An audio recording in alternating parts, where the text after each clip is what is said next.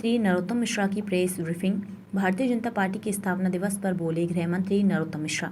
आज पार्टी के स्थापना दिवस पर सभी देवतुल्य कार्यकर्ताओं को बहुत बहुत बधाई। प्रदेश की जनता को भी हृदय से प्रणाम। विश्व की सबसे बड़ी पार्टी है भारतीय जनता पार्टी। ये यात्रा संकल्प और परिश्रम के साथ विचारधारा को विस्तारित की यात्रा रही है।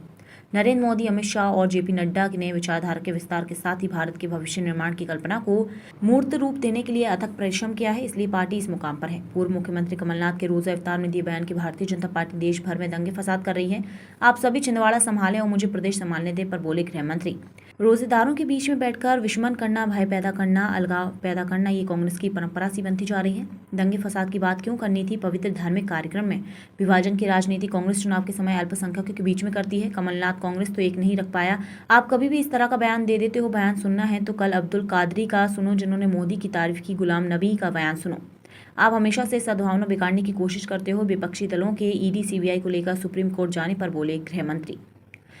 इससे इन सब लोगों को समझ जाना चाहिए, सीबीआई और ईडी पर जो लोग आरोप लगाते हैं, सुप्रीम कोर्ट जाकर भी उन्होंने ये देख लिया है, एक परिवार के लिए, एक व्यक्ति के लिए अलग से कानून नहीं हो सकता। मोदी कहते हैं सबका साथ, सबका विकास, सबका प्रयाग, सबका विश्वास, लेकिन आप सब अलगाव की, विखराव की, भय की राजनीति करते हो, इसलिए सीबीआई के बारे में भ्रम फैलाते हो। इंदौर में स्कूल संचालकों, किताब यूनिफॉर्म विक्रेताओं की सांठगांठ और गठबंधन को तोड़ने के लिए धारा 144 के तहत प्रतिबंधात्मक आदेश जारी करने पर बोले गृह मंत्री। मैं इस फैसले को सही मानता हूं। बच्चे स्कूल में जाते हैं, उनको कह दिया जाता है कि इस दुकान से आप पुस्तकें लें। उस दुकान पर जाते हैं तो 5-6 पुस्तकें देते हैं। पहले से 3 पुस्तकें हैं तो 6 क्यों ले लें? वहीं ड्रेस हर साल बदल जाती है, पहले ड्रेस न बदली जाए, ये भी उस आदेश में लिखा गया। अकारण के बंधन और अकारण के नियम, अकारण के खर्चे को रोकने के लिए तरीके का आदेश निकाला गया है। आज हनुमान जयंती पर प्रदेश में पुलिस व्यवस्था पर बोले गृह मंत्री। आज हनुमान के चरणों में नमन। सेंट्रल की एडवाइजरी को ध्यान में रखते हुए जहां जहां प्रदेश के अंदर कार्यक्रम हनुमान जी के होने वाले हैं, वहां पर व्यवस्थाएं चाक चौबंद हैं। आज प्रदेश कांग्रेस कार्यालय में हनुमान चालीसा और सुंदरकांड के पाठ होने पर बोले गृह मंत्री। इनके ऐसा बनावटी कार्यक्रम है, यहाँ हनुमान चालीसा करा रहे हैं, वहाँ पर रोज इफ्तार में जा रहे हैं, फिर वहाँ जाकर जो है जहर उगल रहे हैं। मैंने आज उनके एक नेता के ट्वीट देखे, एक हनुमान जयंती पर था, बाकी सब सांप्रदायिकता को बढ़ा रहे हैं। ये कांग्रेस की जो दो मुखी नीति है, अब जनता समझने लगी है। 16 अप्रैल को ग्वालियर में अंबेडकर महाकुंभ के नाम से हो रहे आयोजन पर बोले गृह मंत्री।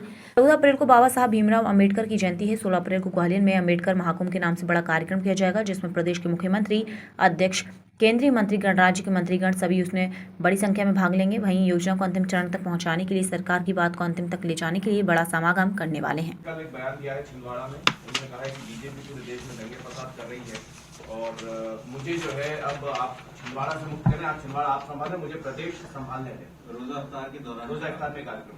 अब रोजेदारों के बीच बैठकर विषमन करना, भय पैदा करना, अलगाव पैदा करना, ये कांग्रेस की एक परंपरा सी बनती जा रही है।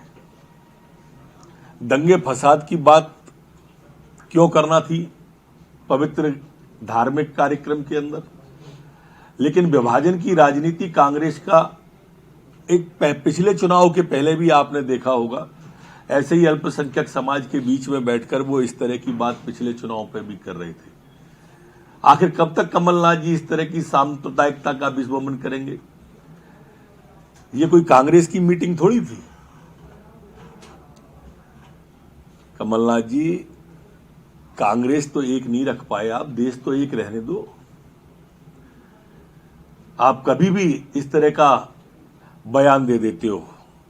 बयान सुनना है तो कल अब्दुल कादरी जी का सुनते, जिनने मोदी जी की तारीफ की। परसों गुलाम नबी आजाद जी का सुनते, और उनको अगर सुन लेते तो शायद इस तरह की बातें आपके श्रीमुख से नहीं निकलती। आप सद्भावना को बिगाड़ने की कोशिश करते हैं हमेशा से वोटों के लिए। बीजेपी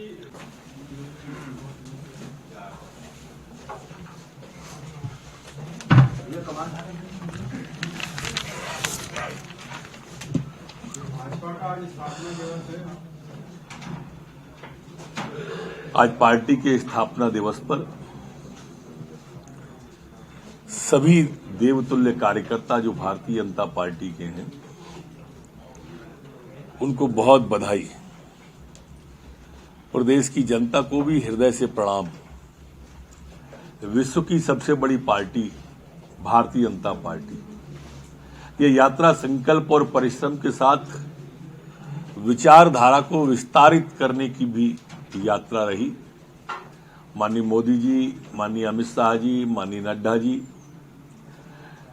इन सब ने विचारधारा के विस्तार के साथ ही भाजपा के भविष्य के साथ ही भारत के भविष्य के निर्माण की कल्पना को मूर्त रूप देने के लिए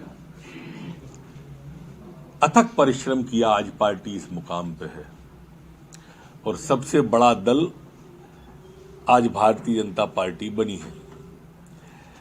भारतीय जनता पार्टी का ध्येय जनता की सेवा और विकास है और सभी कार्यकर्ता प्राण से इसमें जुटे हुए हैं। आज स्थापना दिवस पर उन सभी का बहुत बहुत आभार, बहुत बधाई। सरकार के खिलाफ 14 विपक्षी दल सुप्रीम कोर्ट गए थे DDPGI को लेकर और वो याचिका खारिज कर दी सुप्रीम कोर्ट।